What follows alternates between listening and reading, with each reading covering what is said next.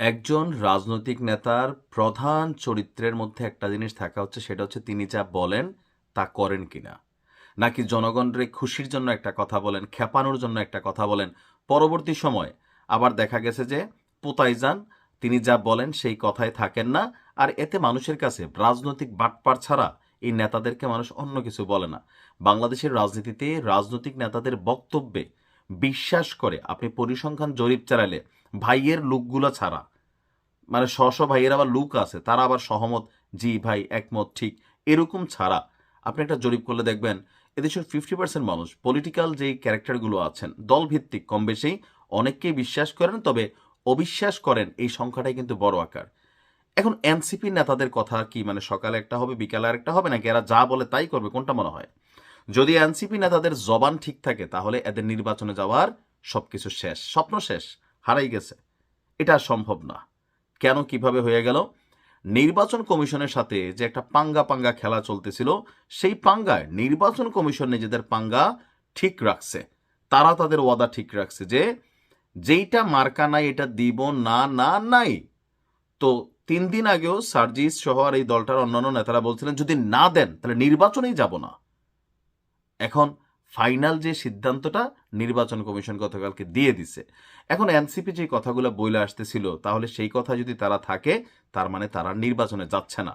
কেউ কেউ বলতেছেন এই প্রতিক্রিয়া অতিরিক্ত শক্ত বা বাড়াবাড়ি অবস্থানের আরেকটা কারণ হচ্ছে নির্বাচনে গেলে দলটির ভরাডুবি হতে পারে, কারণ ছাত্র জনতার দল হিসাবে জুলাই আগস্ট পরবর্তী সময়ে এই যে রাকসু চাকসু ডাকসু জাকসু যে নির্বাচনগুলো হলো, এগুলাতে এই ছাত্রদের যে দল এনসিপির যেই লেজুর ভিত্তিক সংগঠন, এদের এত শোচনীয় পরাজয় হয়েছে যে আওয়ামী লীগও যদি এখনো ছাত্রলীগ দাঁড়াইতো 2-4টা সিট এদের থেকে বেশি পাইতো। তার মানে এদের জনপ্রিয়তা ছাত্রদের লেভেলে নাই হয়ে গেছে।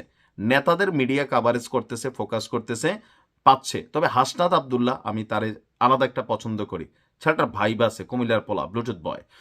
তাসনিম জারারে আমার কাছে ভালো লাগে যে না, ওয়েল এডুকেটেড, ইভেন যুক্তরাজ্য থেকে এত একটা নামি দামি ইউনিভার্সিটি থেকে পড়াশোনা করছেন, শি ইজ ডিফারেন্ট, রাইট। আর এখানে 2-1জন ছেলেপেলে আছে যাদেরকে মনে, কিন্তু বাকি যারা আছে যেগুলো মিডিয়ার সামনে কথা বলে এক একটার বিরুদ্ধে ভাই 10টা অভিযোগ। এখন ইসি কি বলতেছে দেখেন, যে তফসিলে না থাকায় জাতীয় নাগরিক পার্টিকে শাপলা প্রতীক দেবে না নির্বাচন কমিশন। তো কি করবে? নির্বাচন কমিশনের সিনিয়র সচিব আক্তার ভাই বলছেন বিবেচনায়, অর্থাৎ নির্বাচন কমিশন নিজেরাই এদেরকে একটা প্রতীক দিয়ে দিবে। হইতে পারে সেটা বাইগন, বেগুন, হইতে পারে খাট, হইতে পারে আলমিরা। পোলাবেন আবার অনেক দুষ্ট, খাট দিলে ভালো হইব সারোয়ার তুষারের জন্য। হ্যাঁ, মানে অনেক দুষ্ট দুষ্ট কথাবার্তা বলে। এটা নিয়ে আবার ট্রলিং আছে। তো নির্বাচন কমিশন এখন তাদের যেটা মন চায় এটা একটা ধরাই দিবে। তো গতকালকে ভোট কেন্দ্রের চূড়ান্ত তালিকা প্রকাশের সময় তিনি বলছেন যে বিধিমালায় শাপলা না থাকায় এনসিপিকে শাপলা দেওয়ার সুযোগ নাই নাই নাই।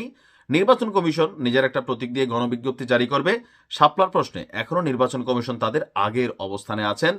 কমিশন এর মধ্যে অবস্থান জানিয়ে দিয়েছে। এখন পর্যন্ত এ বিষয়ে কোনো বিকল্প প্রস্তাব কমিশনের কাছে আসেনি। তো কমিশন আগের অবস্থায় আছে। এদিকে শাপলা না পেলে প্রতীক ইস্যুতে রাস্তায় নামবে আপনার এই এনসিপি।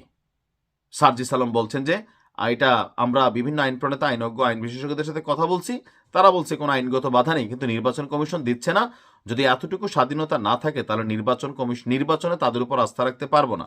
এখন এনসিপির আস্থা অনাস্থায় কি কিছু যায় আসে? প্রকৃতপক্ষে কিছু যায় আসে না। এনসিপির অভিযোগ নির্বাচন কমিশন বিএনপি পন্থী, কিছুটা জামাতপন্থী, তাদেরকে সাপোর্ট দিচ্ছে না।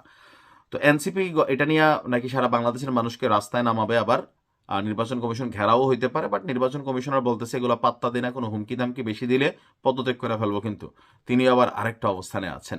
তাহলে প্রশ্ন হচ্ছে, ভিডিওর প্রথমে যেটা বলছি, এনসিপি যেমন বলছে শাপলা না দিলে নির্বাচনে যাবে না, না নাই, আসলে কি যাবে না? না যাবে। যদি সত্যি এদের কথার জবান থাকে তাহলে নির্বাচনে যাচ্ছে না, আবার কথা থেকে নড়ে আসলে যাবে। ভালো থাকুন।